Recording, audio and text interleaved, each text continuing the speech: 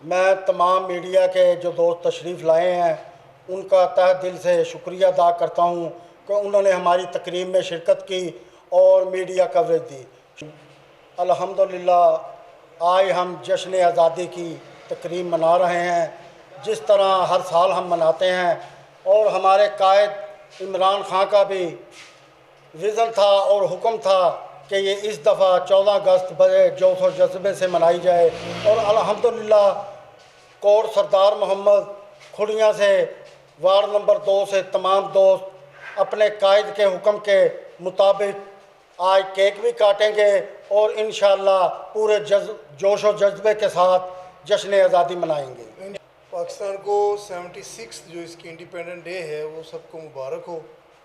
दुआ करनी चाहिए कि अल्लाह मेरे मुल्क को सलामत रखे।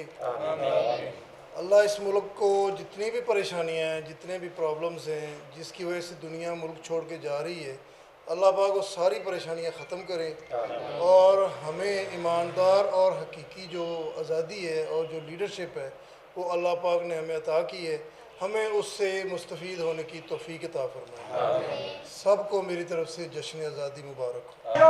अल्हम्दुलिल्लाह 1947 को हमने अंग्रेज़ों से आज़ादी हासिल की थी।